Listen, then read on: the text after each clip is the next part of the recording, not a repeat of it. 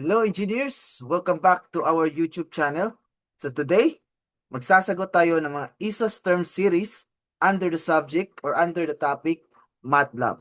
Okay, question number 1. What does MATLAB stands for? A. Matrix Analysis Language Tool. B. Math Analysis Language Tool. C. Mathematics Analysis Language. Or D. Matrix or Matrix Laboratory. So, ang sagot natin dito is letter D. So, MATLAB means Matrix Laboratory or Matrix Laboratory. Okay, next problem or next question. That is question number 2. Which command in MATLAB is used to create a new variable? So, yung keyword natin dito, engineers, is new variable. So, A, new. B, bar. C, create. D, late. So, sagot natin dito, engineers, is letter B, bar. So, new variable, kukunin nyo lang yung first 3 letters ng word na variable, yun na yung command in MATLAB. Okay, next. Number 3, what is the default extension of MATLAB script file? So, ibig sabihin nito, kung magsisave kayo ng isang MATLAB files, ano daw yung magiging default extension niya? Halimbawa, kung magsisave tayo ng isang Word or documents, yung kanyang extension is .doc. Kapag PDF naman, that is .pdf. Kapag Excel file, that is XLS. And then kapag PPT or PowerPoint is .ppt. So how about naman kung a MATLAB script file? Ano daw yung magiging default extension niya? So sagot natin dito, engineers, is letter B. That is .m. So kung magsisave kayo ng MATLAB script file, may kasunod ito na .m. Okay? Next. Number 4. Which of the following statement is used to create a loop in MATLAB? So yung keyword natin dito, engineers, is create a loop. A, while. B, do while. C, for. D, repeat until. So kukunin lang natin yung word na for. So yung sagot natin dito is letter C, for. Okay, question number 5. Which command in MATLAB is used to display the contents of a variable? So yung tanong natin dito is which command in MATLAB is used to display. So ito yung keyword natin dito, engineers, the contents of a variable. So titingnan lang natin yung first 4 letters ng word na display, yun na yung magiging sagot natin. So A, show. B, display. C, DISP. D, print. So ang sagot natin dito, engineers, is letter C, DISP. So yun yung command to display the contents of a variable. Okay, next. Which command is used to create a matrix or matrix with all elements set to 0? So yung magiging sagot natin dito, engineers, is A, zeros. B, ones. C, I. D, run. So yung keyword natin dito is set to 0. So therefore, yung sagot natin dito, engineers, is letter A, zeros. Okay, question number 7. Which of the following command is used to calculate the square root of a number in MATLAB? So which of the following command is used to calculate the square root of a number in MATLAB? A, QRT. B, root. C, power. D, EXP. So yung keyword natin dito, engineers, is used to calculate the square root. So kung titignan natin yung keyword natin na square root, so yung magiging sagot natin dito is is QRT. Okay, next. Question number 8. Which of the following command is used to generate a random number in MATLAB? So which of the following command is used to generate a random number in MATLAB? So yung keyword natin dito, yung choices pala natin engineers is A, random, B, run, C, run and D, randomize. So yung keyword pala natin dito engineers is random numbers. So yung magiging sagot natin dito is letter B, run. So ito yung command to generate a random number. Okay, question number 9. Which of the following command is used to read input from the user in MATLAB? Which of the following command is used to read input from the user in MATLAB? A, input, B, read, C, read and D, get.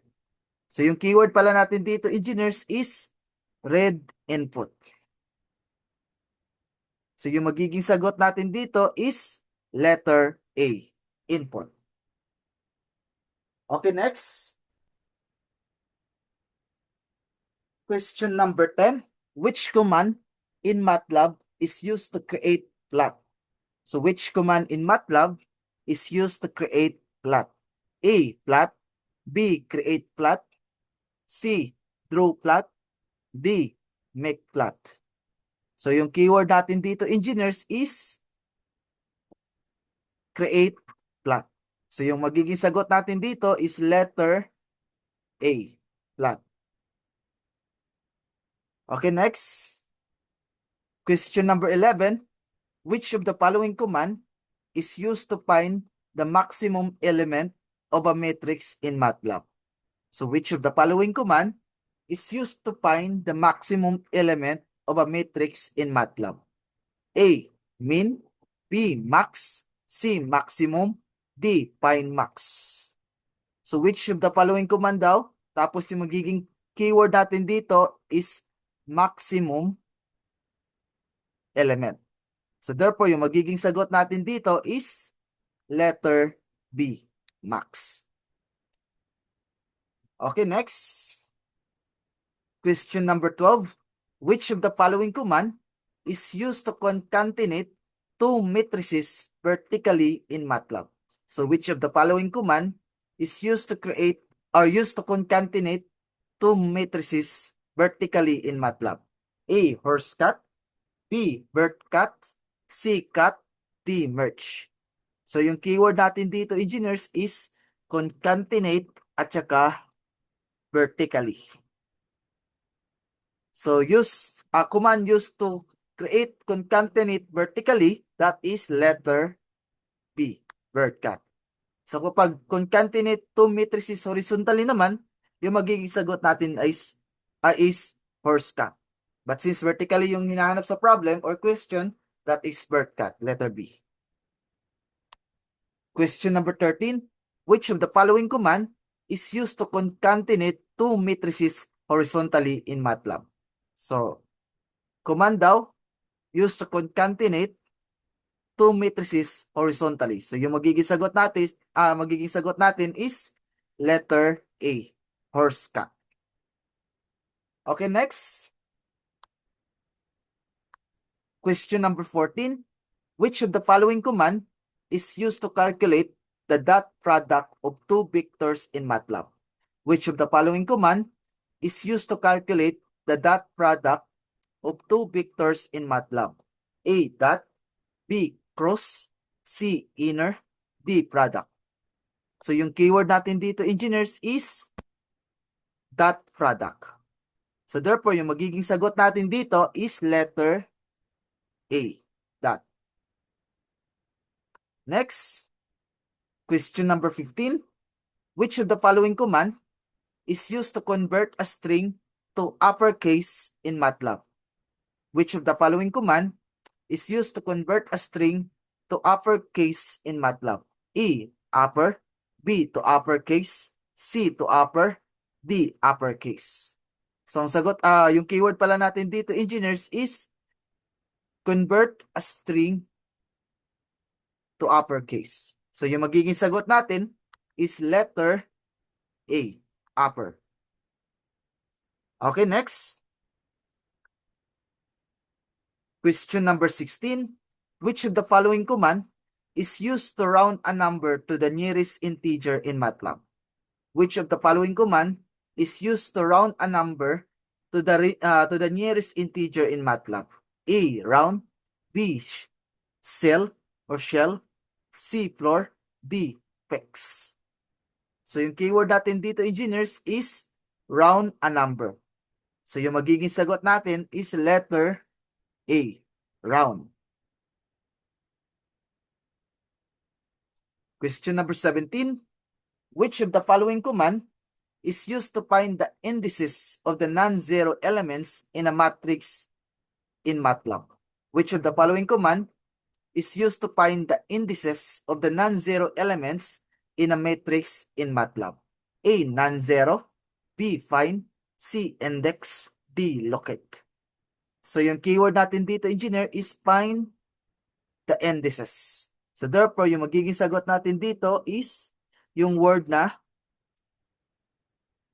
find. That is letter B. Okay, next. Question number 18. Which of the following command is used to generate a random number between 0 and 1 in MATLAB? So, naulit na tong tanong na to. Keyword natin is random number. That is letter B. Run. Okay, next. Which of the following command is used to calculate the inverse of a matrix in MATLAB? Which of the following command is used to calculate the inverse of a matrix in MATLAB? A, inverse. B, INV. C, transpose. D, invert. So yung keyword natin dito, engineers, is inverse of a matrix. So therefore, yung sagot natin dito is letter B, INV. Okay, next. Question number 20. Which of the following command is used to calculate the transpose of a matrix in MATLAB? Which of the following command is used to calculate the transpose of a matrix in MATLAB? A, transpose. B, T. C, transpose. D, TR. Okay, yung keyword natin dito, engineers, is transpose of a matrix. So yung magiging sagot natin dito is letter B, T. So hindi po siya TR, ha? That is T. Ito po yung command to calculate the transpose of a matrix. Okay, next. Question number 21. Which of the following command is used to calculate the determinant of a matrix in MATLAB? Which of the following command is used to calculate the determinant of a matrix in MATLAB? A, DET. B, determinant. C, detmat. D, matdet. So yung keyword natin, engineers, is determinant. So yung magiging sagot natin dito is letter A, DET. Okay, next. Question number 22. Which of the following command is used to calculate the mean of a matrix in MATLAB? Which of the following command is used to calculate the mean of a matrix in MATLAB? A, mean. B, AVG. C, average. D, matmen. Okay, yung keyword natin dito, engineers, is mean of a matrix. So yung magiging sagot natin dito is letter A, mean. Okay, next. Question number 23. Which of the following command is used to calculate the standard deviation of a matrix in MATLAB? Which of the following command is used to calculate the standard deviation of a matrix in MATLAB? A, stddiv. B, stdiv. C, std. D, deviation. So yung keyword natin dito, engineers, is standard deviation. So yung magiging sagot natin dito is letter C, STD. Okay, next. Question number 22. Which of the following command is used to create a diagonal matrix in MATLAB? Which of the following command is used to create a diagonal matrix in MATLAB? A. Diag. B. Diagonal. C. Diags. D. MATDiag. Okay, yung keyword natin dito, engineers, is diagonal matrix. So yung magiging sagot natin dito is letter E. Diag. Okay, next. Question number 25. Which of the following command is used to find the minimum value in a matrix in MATLAB? Which of the following command is used to find the minimum value in matrix in MATLAB? A. Minval. B. Min. C. Minimum. D. Matmin. Okay, yung keyword natin dito, engineers, is minimum value. So yung magiging sagot natin dito is letter B. Min. Question number 26. Which of the following command is used to calculate the cross product of two vectors in MATLAB? Which of the following command is used to calculate the cross product of two vectors in MATLAB? A. Cross prod. B. Cross. C. Big cross. D. X prod. Okay, yung keyword natin dito is cross product. Yung magiging sagot natin dito is letter B. Cross. Okay, next. Question number 27. Which of the following command is used to calculate the norm of a vector in MATLAB? Which of the following command is used to calculate the norm of a vector in MATLAB? A. Norm. B. Big norm. C. Vector norm. D. Norm vec. Okay, yung keyword natin dito is norm of a vector. So yung magiging sagot natin dito is letter A. Norm. Question number 28. Which of the following command is used to calculate the eigenvalues of a matrix in MATLAB? Which of the following command is used to calculate the eigenvalues of a matrix in MATLAB? A. EIG. B. Eigen. C. EIGM. D. Mat underscore or slash underscore EIG. Mat EIG. Mat EIG rather.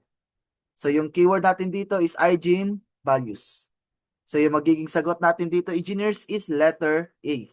EIG. Okay, next. Question number 29.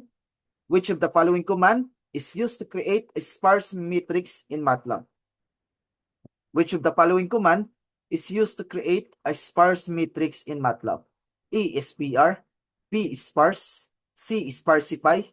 D. SP matrix. So yung keyword natin dito is sparse matrix. So yung magiging sagot natin dito, engineers, is letter E. SPR. Okay, question number 30. Which of the following command is used to resize an array in MATLAB? Which of the following command is used to resize an array in MATLAB? A. Size. B. Reshape. C. Resize. D. Array size. So yung keyword natin dito is resize an array. So magiging tricky itong tanong na to, engineers, since yung sagot dito is iba doon sa ating keyword. So therefore, kapag naka-encounter kayo ng word na resize an array, hindi letter C yung isasagot natin. That is letter B, reshape. Okay, next. So ulitin lang natin, kapag resize an array, hindi i-resize yung isasagot natin. That is letter B, reshape. Okay, question number 31. Which of the following command is used to generate a random integer between two specified values? A. Run. B. Run N. C. Run I or run die. C. Random. So yung keyword natin is random or random integers. That is letter C. Run I. So ang ibig sabihin niyan is random integers. Okay, next. Question number 32. Which of the following command is used to generate an array of normally distributed random numbers in MATLAB? A. Run. B. Run N. C. Run die. D. Random. So yung keyword natin is array of normally distributed random numbers. So yung magiging sagot natin dito is random normal. Okay, next. Question number 33. Which of the following command is used to round up a number to the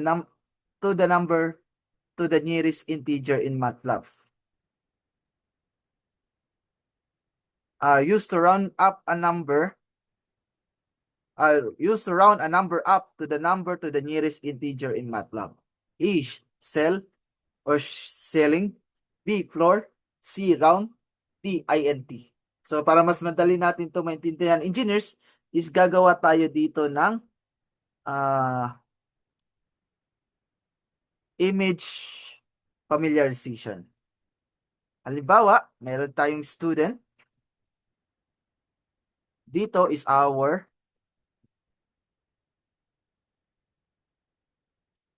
floor.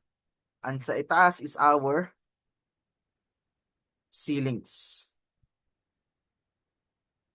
Since yung keyword natin dito is round a number up, so ang gagawin natin dito, yung estudyante is titingin lang siya sa itaas. So ano yung makikita niya? That is ceiling. So therefore, yung magiging sagot natin dito is letter E. So how about kung round a number down? So yung student natin is titingin sa ibaba. Ano yung makikita niya? That is floor. Okay? Kapag round a number up, that is ceiling or sill. Kapag round a number down, that is floor. Okay, question number 34. Which of the following command is used to round a number down? So ito na po yung diniscuss natin kanina. Used to round a number down. So kapag titingin yung student sa ibaba, ano yung makikita niya? That is floor. So yun po yung magiging sagot natin. Question number 35. Which of the following command is used to create a scatter plot in MATLAB? Which of the following command is used to create a scatter plot in MATLAB? A. Plot. B. Scatter. C. Scatter plot. D. Plot scatter. So yung keyword natin dito is create a scatter plot. So yung magiging sagot natin dito is letter B. Scatter. Okay, next. Question number 36, na ulit lang. Create a scatter plot. That is letter B. Scatter. Okay, next question. Question number 37. MATLAB was invented by mathematician and computer programmer Blanc in the late 1970s. He developed the initial version to provide his student at the University of New Mexico or New Mexico with easy access to LensPack and IcePack numerical libraries without needing to learn Fortran. So A. Terence Tao. B. Gregory Perelman. C. Alan Turing. D. Clever Moller. So ang nag-invento po ng MATLAB is si letter D. Clever Moller. So siya po yung nag-invento ng MATLAB in the late 1970s. Okay, next. So naulit lang po yung tanong. That is letter D. Question number 39. Which software provides automation in electrical power system? Which software provides automation in electrical power system? A. PSPi or PSPice. E. EEPT. C. ATAP. D. PSCAD. So ang sagot natin dito is letter C. Provides automation in electrical power system. That is ATAP. Next, question number 40. Which of the following is used to analyze and visualize the data in MATLAB? Which of the following is used to analyze and visualize the data in MATLAB? A. PSPice. B. Power World Simulator. C. Simulink. D. PCAD. So yung ginagamit po natin para ma-analyze and visualize yung data sa MATLAB is ang Simulink, letter C. Next, question number 41. What is the full form of PSPICE? A. Power Simulation Program with Integrated Circuit in Electrical. Letter B. Personal System Program with Integrated Circuit in Electrical. C. Professional Simulation Program with Integrated Circuit in PSPICE. And letter D. Personal Simulation Program with Integrated Circuit in PSPICE. So ang sagot natin dito, PSPICE means Personal Simulation Program with Integrated Circuit Emphasize. Okay, next. Question number 42. Which simulation package is specifically designed for power electronics and motor control? Which simulation package is specifically designed to power electronics and motor control? A. AutoSAR. B. SimSkip. C. OPC Toolbox. D. PSIM. So yung magiging sagot natin dito, engineers, is letter D, PSIM. Question number 43. RISC stands for blank. RISC stands for blank. A. Restricted Instruction Sequencing Computer. B. Restricted Instruction Sequential Compile. C. Reduced Instruction Set Computer. D. Reduced Induction Set Computer. So yung magiging sagot natin dito is RISC means Reduced Instruction Set Computer. Okay, dito na po magtatapos yung ating discussion. I hope may natutunan kayong mga bago sa araw na to and maraming salamat sa panonood. Huwag kalimutang mag-click, like, and subscribe dun sa ating YouTube channel para mas madami pa po tayong matulungan at ma-reach ng mga aspiring board exam takers. So yun lang po. Maraming salamat sa panonood. See you and God bless.